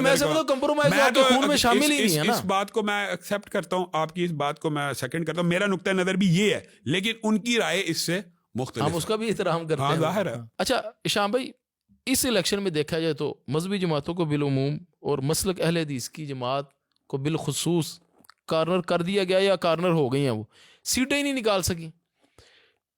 اس کی ذمہ داری کس پہ عائد ہوتی ہے؟ میں یہ سمجھتا ہوں, اچھا اس میں آپ نے جنرل گفتگو کرنی ہے, اس میں آپ بھی ہر بندے کو اپنے حساب سے دیکھنا چاہیے. آپ کا ذاتی نظریہ تعصب کے بغیر کیا ہے؟ بنیادی طور پہ خبیب بھائی, بغیر تعصب کے میں یہ بات کہتا ہوں کہ ہمیں اپنے گریبانوں میں جھانکنا چاہیے. ہم نے حلقہ سازی میں کتنی محنت کی ہے, ہمارے اکابر نے, یہ علامہ احسان اللہ ظہیر شہید رحمہ اللہ کے بعد کیا محنت ہوئی ہے حلقہ بنانے میں. ہمارے جو پیٹنٹ اہل حدیث حلقے تھے وہ بھی آج غیر اہل حدیث حلقے بن چکے ہیں. مثلا مولانا معین الدین لکھوی کا حلقہ, مولانا داؤد غزنوی کا حلقہ, آپ کو پتہ ہے یہ قصوری علامہ احسان اللہ ظہیر شہید رحمہ اللہ نے 1977 میں پتوکی سے الیکشن لڑا تھا اور 30,000 سے زائد ووٹ لیا تھا, اور ان سیٹوں میں شامل تھی جس میں بھٹو نے کہا تھا یہاں دھاندلی ہوئی. تو یہ سیٹیں اہل حدیث حلقے موجود تھے. غزنوی رحمہ اللہ تو جیتے بھی رہے, وہ تو جیتے رہے نا, مولانا معین الدین لکھوی جیتے رہے. میں یہ کہہ رہا ہوں یہ بھی اب سیٹیں اہل حدیث کے ہاتھ سے نکلی ہیں کیونکہ ہم نے محنت نہیں کی, ہم نے حلقے بنائے نہیں. دوسری بات یہ, پنجاب کے عوام کو یہ شعور ہی نہیں دیا گیا کہ مسلح کا امام ہی ریاست کا امام ہے. کے پی کے عوام نے ووٹ بے شمار دیا, نتائج اگرچہ دینی جماعتوں کے حق میں نہیں آئے لیکن ان کے ووٹ بھی کم نہیں نکلے. لیکن پنجاب کے اندر آپ کو پتہ دینی جماعتوں کو ووٹ ہی نہیں پڑتا, اور یہاں کے عوام کو یہ بہرحال شعور دینے کی ضرورت ہے کہ مسلح کا امام ریاست کا امام بھی ہے, پہلی بات. دوسری بات یہ ہے کہ ہماری ایک جماعت ساری زندگی ایک خاص پارٹی کے ساتھ اتحاد کرتی رہی ہے, اس کا بھی ریبیلین ہے, اس کا بھی یہ ریئیکشن ہے کہ ہر جائز ناجائز کام میں اگر آپ نے نون لیگ ہی کی حمایت کرنی ہے تو اہل حدیث طبقہ فکر کا ایک بہت بڑا نوجوانوں کا طبقہ عمران خان کے ساتھ مل گیا. اس حوالے سے میں کسی حد تک سمجھتا ہوں کہ ان کی بات ٹھیک ہو سکتی ہے. کہتے ہیں اگر ہم اس کو بھی چھوڑ دیں گے تو ہماری تو نمائندگی ختم ہو جائے گی, سینٹ سے بھی ہمارے ہاتھ کچھ بھی نہیں آئے اچھا گا. میں آپ تو کو کیا یہ پوائنٹ پوائنٹ ویلڈ نہیں ہے؟ نہیں, میں یہ سمجھتا ہوں یہ پوائنٹ بالکل بھی ویلڈ نہیں ہے. اس کی وجہ یہ ہوتی ہے انسان کسی سے اتحاد کس لیے کرتا ہے کہ اپنے مسلک کو اسٹرانگ کرے, اپنی کمیونٹی کو سرو کرے نا.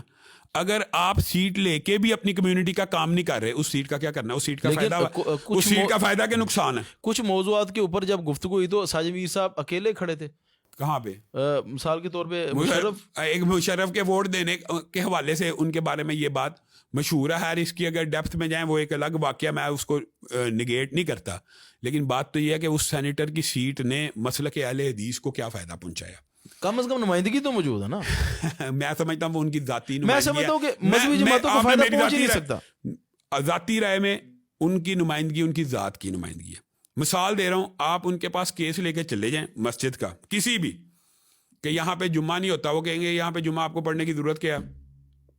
آپ ان کا رویہ دیکھ لیں, آپ ان کے پاس چلے جائیں. میں دعوے سے کہتا ہوں, میں تو ان کے ساتھ رہا ہوں 4 سال, ہم نے ان کو جانچا پرکھا ان کے. میں اصل بات یہ, جو بندہ اپنی قوم کا کام کرتا ہے اس کے پیچھے اس کی قوم کھڑی ہوتی ہے. آپ یہ حقیقت بات میں سمجھتے ہیں کہ پاکستان کے 2.5-3 کروڑ اہل حدیثوں میں سے یہ ساجد میر صاحب کے پیچھے کھڑے ہیں؟ 1 لاکھ بھی نہیں بندہ کھڑا. یہ بات ذہن میں رکھیں. قوم اس کے پیچھے کھڑی ہوتی ہے کہ چاہے اس کے پاس سیٹ ہو یا نہ ہو, قوم اس کے پیچھے کھڑی ہوتی ہے کہ اس نے اس کا کام کیا. میں اس مولانا فضل الرحمان کی مثال دیتا ہوں. چلے میں ایشان بھائی, میرا اوپینین ہے کہ چلیں اگر ساجد میر صاحب کے ساتھ نہیں کھڑے, میں یہ بات کرتا ہی نہیں. ہاں, میں کہتا ہوں کہ پوری پاکستان کے کسی حلقے میں بھی 10,000 اہل حدیث اکٹھا نہیں ہے, تو یہ المیہ ہے. یہ ان کی میں 10,000 اہل حدیث سمجھتا ہوں یہ بات جو ہے یہ ویلڈ نہیں ہے. اور اگر 10,000 بھی لگا لیا جائے تو 10,000 ووٹ بھی کم نہیں ہوتا. کسی بھی سیاسی جماعت کے ساتھ بارگیننگ کرنے کے لیے 10,000 ووٹ بھی, جہاں پہ 2-3 ہزار کا ڈفرنس ہو, تو یہ بھی کم نہیں ہے. لیکن حقیقت بات یہ ہے, اس میں کس کا قصور ہے کہ 10,000 اکٹھا نہیں ہے؟ کس نے کرنا ہے؟ قیادتوں نے کرنا ہے نا. کہ نہیں, آپ یہ فیکٹ, یہ آنکھیں کھول کے دیکھنا چاہیے حقائق کو. میں اگر مثال دے رہا ہوں, اب اپنے آپ کو لیڈر کلیم کر رہا ہوں, تو میری ذمہ داری بھی تو ہے نا کہ میں ان کو اکٹھا کروں. اصل میں لیڈری ہے, ذمہ داری ہے. اگر سمجھا جائے ان کو اکٹھا کرنا کس نے کرنا ہے؟ تو اللہ کے فضل و کرم سے اگر اللہ نے موقع دیا, ہم آپ کو انہی حلقوں میں سے 1-1 لاکھ ووٹ نکال کے دکھا دیں گے. اچھا چلیں, مجھے ایک بات بتائیں, سعد رضوی تو ابھی نوجوان ہے, اس نے 90,000 سے اوپر ووٹ لے لیے, اسٹرگل کی ہے, محنت کی ہے, چاہے ان کو نتیجہ نہیں ملنا لیکن ووٹ تو نکلا ہے نا. تو آپ اگر کم از کم ان خطوط کے اوپر تیاری کریں, آپ لوگوں کو یہی قائل کر لیں, سیاسی جماعتوں کو کچھ ان سے کام لیں, اپنے مسلک کو فائدہ پہنچائیں, تو پورا مسلک آپ کے پیچھے کھڑا ہو جائے گا. یہ میں آپ کو گارنٹی سے کہتا ہوں. میرے سے اہل حدیث محبت کرتے ہیں, دیوبندی محبت کرتے ہیں, بعد USA میں بھی بریلوی میں محبت کرتے. کس وجہ سے کرتے ہیں؟ میں یہ سمجھتا ہوں کہ میں نے اہل حدیثوں کی مساجد کا مقدمہ لڑا, تو مشترکات پہ بات کرتے ہیں. نہیں, میں نے اہل حدیثوں کی مساجد کا مقدمہ لڑا, میرے پیچھے کھڑے ہو گئے. میں مشترکات ختم نبوت کی بات کرتا ہوں, بریلوی بھی پیچھے کھڑا. میں دفاع صحابہ کی بات کرتا ہوں, دیوبندی بھی پیچھے کھڑا. تو لوگ پیچھے کھڑے ہوتے ہیں کام سے. ایک بندے نے کوئی کام نہیں کرنا تو وہ یہ چاہے کہ میرے پیچھے لوگ کھڑے ہوں, یہ اس کا مطالبہ ہی جائز نہیں. اچھا, یہ آپ کی بات ویلڈ ہے, چلو میں اگری کرتا ہوں. ایک مثال ہے, اگر آپ کی بات مان لی جائے تو مرکزی مسلم لیگ ہے, ان کی ایک تاریخ ہے 30 سالہ, غالباً تاریخ 25-30 سالہ. انہوں نے خدمت بھی کی, ریلیف کا کام بھی کیا, لوگوں کو سپورٹ بھی کیا, ٹھیک ہے, امدادیں بھی کی, اور بہت زیادہ کام کیا انہوں نے. ان کو سیٹیں کیوں نہیں ملی؟ ان کے پیچھے کیوں نہیں لوگ کھڑے؟ ایک بات بتاتا ہوں, اس کی ایک وجہ سن لیں. ان کا جو پہلا رویہ تھا نا, وہ ایسا تھا کہ شدت پسندانہ تھا کہ جمہوریت کفر ہے. ان کو ووٹ نہ ملنے کی بہت بڑی وجہ یہ ہے کہ انہوں نے ساری زندگی جمہوریت کو کفر کا ہے. اور جب لوگ کہتے ہیں کہ آپ نے کفر کا اور اب آپ ووٹ مانگنے آ گئے ہیں, تو لوگ یہ چیز بھی پسند نہیں کرتے. دوسری بات یہ ہے کہ خدمت انہوں نے کی ہے. ایک بات ذہن میں رکھنا, خدمت اور فلاح انسانیت بہت بڑا کاز ہے, بہت بڑا مشن ہے, لیکن اس کا ووٹ نہیں ہے. اگر آپ سمجھتے ہیں, نہیں تو یہ تو قوم کی منافقت ہے نا. قوم کے پاس ووٹ کس چیز کا یہ بھی سمجھ لیں. قوم ووٹ مانگتی ہے تھانے کا, کورٹ کچہری کا. ووٹ سب سے زیادہ حلقوں میں اس کینڈیڈیٹ کا, اس بندے کا ہوتا ہے جو کسی کے مرنے کے اوپر, اس کی خوشی غمی میں شامل ہو, اور اگر اس کے اوپر شامل ہوتے رہے. نہیں, اگلی بات, اگر اس کے اوپر مقدمہ درج ہو ہاں تھانے کوٹ کچہری کے کیس وہ لڑنے والا ہو. سب سے زیادہ یہ ووٹ زبردست یہ صحیح بات پاکستان ہے. میں اس کا. اور پھر مولویوں کو اس لیے لوگ سپورٹ نہیں برادریوں کا کرتے اس وجہ سے کہ support- انہوں نے تو اجرے بڑھ جانا. نہیں یہ نکل کر خانقاہوں سے ادا کر رسم شبیری, جب یہ کردار پیدا ہوگا ووٹ ملے گا. اچھا اس میں آپ کسی کو اور برا دوسری لگے بات تو ایک لگے. بات بتاتا ہوں, شاہ ایک بھائی بات اور ذاتی بھی طور پہ میں نے کئی مسائل میں دیکھا ہے کہ جب وہ مسئلہ گیا ہے نا عالم دین کے پاس تو وہ مسئلہ کھو کھاتے میں گیا ہے. اس کی وجہ یہ ہے کہ ایک نیک ہونا, ایک عالم دین ہونا اور چیز ہے, ایک معاملہ فہم ہونا اور فیصلے کرنے کی قوت ہونی یہ علیحدہ اور چیز ہے. دوسری ایک بات پھر بھی میں یہاں پہ یہ کہنا چاہتا ہوں, ایک تو ووٹ پڑتا نہیں اور دوسرا پڑ جائے تو اس کو شو بھی نہیں ہونے دیا جاتا. اچھا یہ فیکٹر ہے, یہ میرے ذہن میں آتی چیز ہے. یہ فیکٹر اور ہے. میں اپنے دوستوں کو میں کہتا آپ کو رہا ہوں حافظ نعیم صاحب کی پریس کانفرنس کراچی کی سن لیں, یہ فیکٹ ہے. چلیں آپ کسی سے تجزیہ کرا لیں, ایم کیو ایم کی 17 سیٹیں بنتی ہیں, یار جس نے پورے کراچی سے جس نے پورے کراچی سے 1 لاکھ ووٹ نہیں لیا اس کو 17 سیٹیں دے دی گئی ہیں. تو یہ مسائل بھی ہیں پاکستان میں, یہ مسائل بھی ہے. دوسری بات یہ جن بھائیوں کی آپ نے بات کی ہے نا, ان کو بھی سوچنا چاہیے کہ ان کے ساتھ میں سمجھتا ہوں ان کا پلان نہیں, ان کا پلان نہیں سوچنا نہیں, ان کو سوچنا چاہیے کہ ان کو جن لوگوں نے اس میدان میں اتارا وعدے کر کے کہ آپ کو یہ دیں گے, انہوں نے وعدے پورے کیے نہیں کیے. میرا ذاتی نظریہ پہلے سے تھا, ظاہر ہم بھی نظر رکھتے ہیں. ہم نے میں سمجھتا ہوں کہ ہم نے بڑے دھکے کھائے ہوئے ہیں, اس کی وجہ سے کوئی تھوڑی بہت عقل آ گئی ہے. ہم کو دانشور نہیں سمجھتے خود کو. وہ کہتے ہیں نا کہ وہ پتھر تھی اس کو ٹھوکریں اتنی لگی کہ وہ گول ہو گیا. تو میں نے ان کو کہا تھا, میں نے کہا اگر آپ کے پاس ووٹ آ بھی گئے تو آپ کو کسی نے جیتنے نہیں دینا ہے, تھوڑے پیسے لاؤ. اچھا یہ آپ نے, لیکن خیر ووٹ ہی بہت کم پڑا ہے. ہاں یہ بھی پڑا ہی نہیں ہے. ہاں تو یہ ان کو ہونا بھی نہیں سی ہے کہ کوئی کٹدا. تو ان کو میں یہ کہتا ہوں اس کا سبق یہ سیکھنا چاہیے کہ جن لوگوں نے کہا تھا آپ کو یہ سیٹ ملے گی, اتنے ووٹ پڑیں گے, ان سے جا کے پوچھے نا کیوں نہیں پڑے. اچھا ابھی ایک نیا پھٹا اور شروع ہونے والا یہ ہو گیا ہوا ہے, ابھی وہ پتہ نہیں ہونا بھی ہے کہ نہیں. مثال کے طور پہ جی مریم نواز صاحبہ کی وزارت اعلیٰ کی بات ہو رہی ہے, پتہ نہیں انہوں نے بننا ہے ابھی کہ نہیں یا کیا حالات وہ تو اناؤنس ہو گیا ہے. اچھا مطلب لیکن اس کے بعد حالات تھوڑے سے چینج ہوتے نظر آ رہے ہیں. وہ پنڈی کے جو کمشنر صاحب کے بیان کے بعد تو مجھے لگ رہا ہے کہ تھوڑے سے حالات جو ہے نا وہ بدلیں گے. لیکن اگر بن جاتی ہیں تو آپ کا آج سے 4-5 سال پہلے بھی ایک کلپ آیا تھا عورت کی حکمرانی کے اوپر. تو اب آپ خود سیاست کے کافی زیادہ قریب آئے ہیں, آپ نے چیزوں کو دیکھا ہے, انالیسز کی ہے, حالات کافی تبدیل ہو گئے ہیں. ابھی آپ کا کیا موقف ہے؟ ایک طرف تو بتائیں انالیسز یا حالات کی واقفیت کا مطلب یہ تو نہیں ہوتا کہ شرعی احکامات بدل دیں, لیکن ایک طرف آپ نے سابقہ ایک ایسی جماعت کو بھی سپورٹ کیا جو سابقہ عورت کی حکمرانی ان میں جو ہے نا وہ رہی ہے, ان میں مطلب بے نظیر کے حوالے سے, اور علماء کی بہت زیادہ تنقید رہی ہے اس جماعت کے اوپر. ایک طرف تو آپ نے اس جماعت کو سپورٹ کیا, دوسری طرف آپ نے عورت کی حکمرانی کے اوپر کیا موقف ہے اس کو مد نظر رکھ کے آپ کیا دیں گے؟ عبید بھائی بنیادی طور پہ اس میں شاملہ ظہیر یا کسی عالم دین کے موقف کی شریعت میں حیثیت ہی کوئی نہیں. صحیح. یہ فتویٰ رسول اللہ صلی اللہ علیہ وسلم کا ہے. وہ قوم کبھی فلاح نہیں پا سکتی جو اپنے امور دنیا کو عورت کے سپرد کر دے.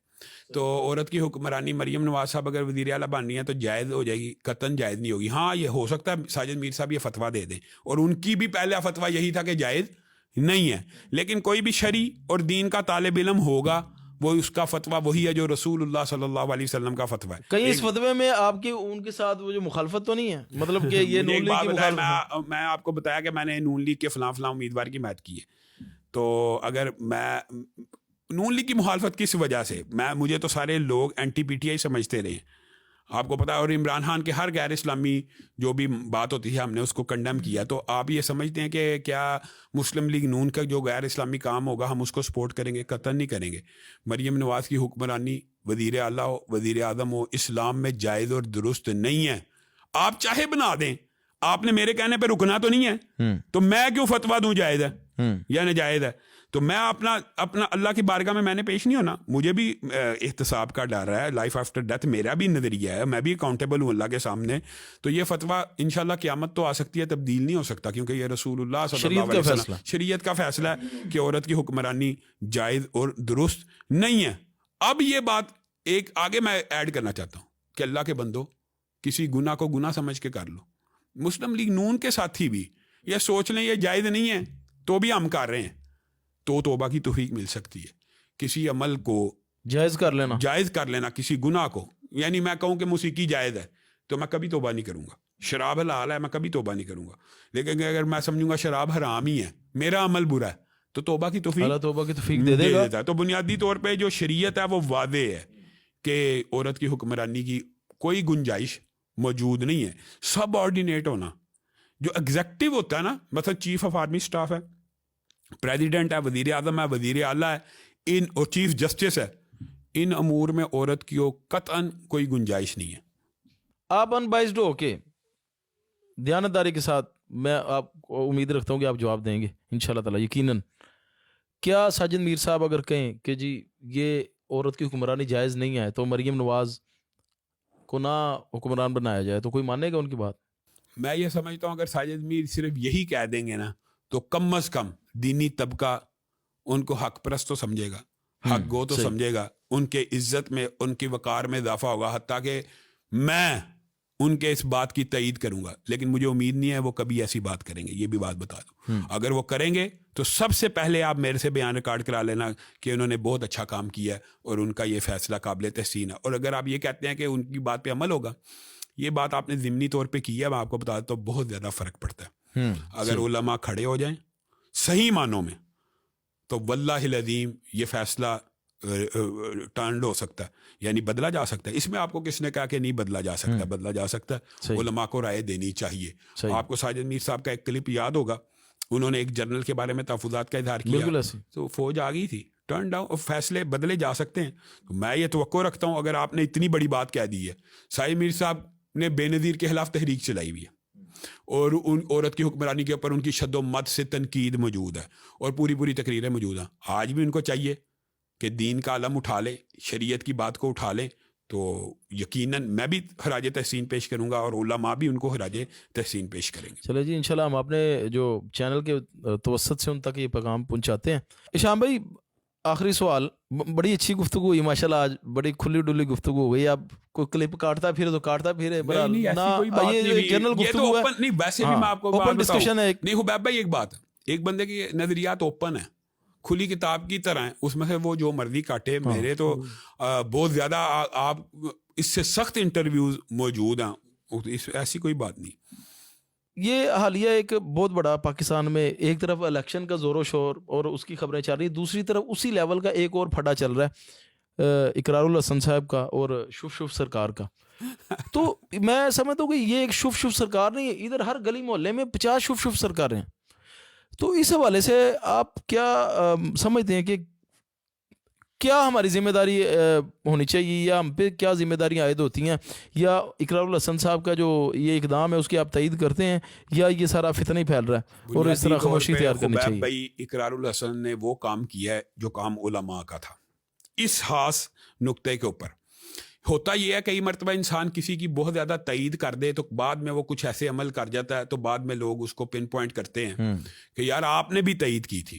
میں کہتا ہوں وہ بعد میں پن پوائنٹ کریں یا نہ کریں, یہ عمل اقرار الحسن کا قابل تحسین ہے اور ہم اس کو خراج تحسین پیش کرتے ہیں, بلکہ سلوٹ پیش کرتے ہیں کہ جو اس نے جعلی عاملوں کے خلاف ایک میدان کھولا. لیکن ایک بات اور بھی کہنا چاہتا ہوں اقرار صاحب کو بھی اور ساری آڈینس کو کہ جو پکڑا جاتا ہے وہی جعلی ہوتا ہے, باقی سب اصلی ہوتے ہیں. ابھی آپ نے کہا ہر گلی کی نکر پہ کیسا شعبے باز بیٹھا ہوا ہے, اور آپ کو پتا ہے اس بندے کے خلاف آج سے 2 سال پہلے بھی میں نے کمپین کی, جب اس نے جوتی سنگا کے لوگوں کے جن نکالنے کا دعویٰ کیا کہ ولی اللہ کی جوتی سے لوگ باعث ہے, اور اس کے خلاف میں نے تب بھی کمپین کی جب اس نے یہ دعویٰ کیا, انٹرویو میں دعویٰ کیا کہ میں سوتا نہیں ہوں. 18 سال نہیں, اس نے کہا مجھے نیند ہی نہیں آتی. اور یہ ایسے جو دعوے ہیں, ایسا بندہ ولی اللہ ہو سکتا ہے؟ اور پھر کیا ولی اللہ کا منصب اس بات کا متقاضی ہے کہ وہ اس کو کلیم کیا جائے؟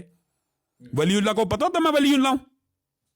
ولی اللہ نبوت کا منصب ہے, وہی آتی ہے کہ تو ولی اللہ نہیں. اب آپ سمجھیں, اس کا مطلب جو بندہ ولی اللہ خود کو کلیم کرتا ہے وہ کبھی ولی اللہ نہیں ہو سکتا. بلکہ ابن تیمیہ نے تو یہ کہا جو ہوا میں اڑتا ہے دعویٰ کرے کہ میرے پاس کرامت ہے, آگ پہ چلنے کی کرامت ہے, پانی پہ چلنے کی کرامت ہے, وہ جادوگر ہے, وہ شیطان ہے, وہ ولی اللہ نہیں ہے. تو اقرار الحسن صاحب نے بڑی صحیح جگہ ہاتھ ڈالا, لیکن میں یہ چاہتا ہوں کہ اس ہاتھ کو بڑھائیں.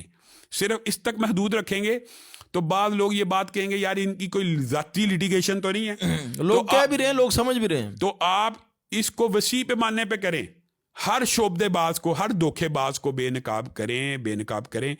ایک بندہ, چلیں حبیب بھائی آپ سے میں سوال پوچھتا ہوں, ایک بندہ دعویٰ کرتا ہے میں ولی اللہ ہوں اور میں لوگوں کو اللہ کے قریب کرنے والا ہوں اور اللہ کے ذریعے شفا دیتا ہوں تو کم از کم وہ شریعت کا پابند تو ہونا چاہیے. بے شک ایسے.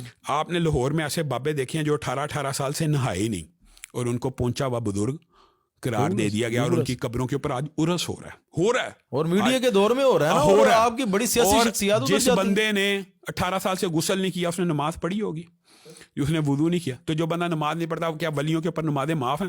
یہ اقرار الحسن صاحب کو چاہیے تھا نا, اس کے پاس گئے ہیں تو اس کو جا کے کہتے ہیں تو ہمیں فجر کی نماز کروا کے دکھا, تو جمعہ پڑھا کے دکھا.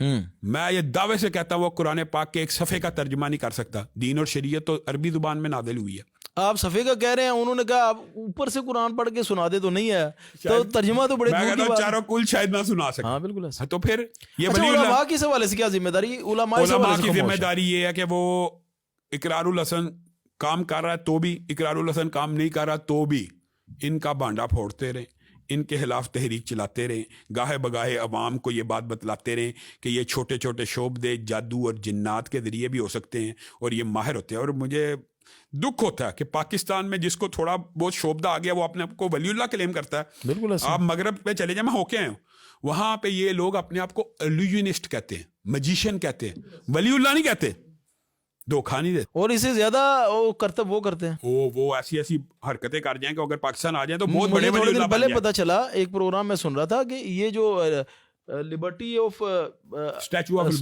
آف لبرٹی ہے, اس کو کتنے دن غائب رکھا گیا. ہاں, تو پھر اس طرح کے جو الوجنسٹ ہوتے ہیں تو وہ اگر پاکستان میں آ جائیں اس کا مطلب ہے وہ تو کتب ابدال کا دعویٰ کر دیں گے. تو پھر یہ تو سوچنا چاہیے, عوام کو سوچنا چاہیے. ٹھیک ہے جی, انشاءاللہ تعالی ہشام بھائی آپ سے بڑی اچھی گفتگو رہی, اللہ لوگوں کے لیے اس میں سے خیر ہی غالب رکھے. تو آپ سے گفتگو ہوتی رہے گی, اور ہم ویسے بھی اور اس پروگرام کے توسط سے بھی آپ سے گزارش کریں کہ بزم علماء کے ہمارا جو سیشن ہے اس میں آپ انٹرویو اسٹوڈیو میں آ کے دیں. بہت زیادہ لوگوں کی ریکویسٹ آتی ہے آپ کے حوالے سے, ابتسام بھائی کے حوالے سے بھی. تو انشاءاللہ جلد ہم جب آپ تو اللہ آپ کو خوش رکھے جی, جزاک اللہ خیر. اللہ آپ سے دین کا زیادہ سے زیادہ کام لے, اور اللہ لے بھی رہا ہے. اور میں ذاتی طور پہ ناظرین کے سامنے کچھ چیزیں رکھتا ہوں کہ میں ذاتی چشم دید گواہ ہوں کئی مساجد کا, کئی معاملات کا, کہ جو آتے ہیں اور ہشام بھائی بغیر وقت ضائع کیے اسی وقت ایکشن لیتے ہیں اور وہ مسئلے حل بھی ہوتے ہیں. اور اسی طرح ابتسام بھائی بھی کوئی بھی مسئلہ آتا ہے تو اس میں انوالو ہوتے ہیں اور وہ مسئلے حل ہو جاتے ہیں, اور یہ برادران کی پہچان بن چکی ہے. تو ہم چاہتے ہیں کہ لوگ ان سے کمپٹیشن میں چاہے مقابلہ بازی میں فاستبقوا الخیرات, اس میں مسابقت کریں. اور میں سمجھتا ہوں کہ اتنا زیادہ کام کرنے والا ہے پاکستان میں کہ بندے کے پاس ٹائم ہی نہیں ہونا چاہیے. بے شک بے شک. تو انشاءاللہ تعالی اللہ خیر کرے گا. ہم آپ سے بھی اجازت چاہتے ہیں, ناظرین سے بھی. والسلام علیکم ورحمۃ اللہ وبرکاتہ.